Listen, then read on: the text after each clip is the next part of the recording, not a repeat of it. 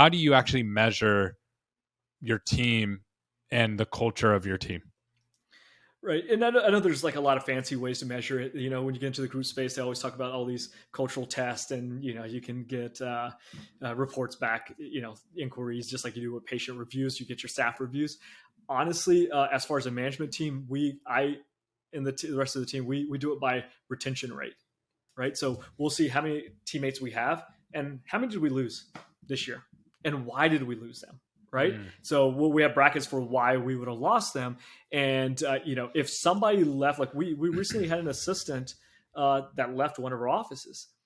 Now, she gave us like a month, which is unheard of right now, Yeah. right? Yeah. And the reason why she was leaving is she went back to her old career. She tried out dentistry. Dentistry wasn't for her. She didn't leave for another dental office. And she straight up told her, she's like, I'm going to go back to hairdressing. I thought I didn't love hairdressing. I went into dentistry. You guys gave me a chance. I love it here. It's just my heart's not there. And I told her, you definitely should then, right? Yeah. And we actually have, I don't know if you've seen it, but there's that poster that became really famous about life, right? And it's like, if you don't like your life, or if you don't like your job, quit.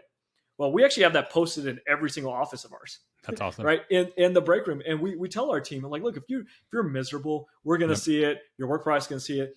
Let's find you into a better place. So retention is number one. Now, I didn't mark her as we lost her, right? She went off to something else. She didn't leave our office for another dental office. It wasn't those reasons. She left for a completely different career. So I say retention for us. And then we also calculate the number of days randomly taken off by our teammates because they were sick outside of COVID.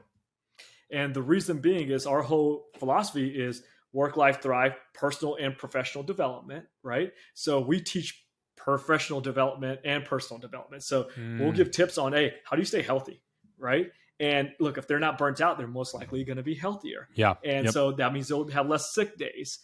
They won't have to take off randomly. So we also base it upon that, because if they're overstressed, they're not sleeping well, they're overworked, they're going to get sick, they're going to take days off.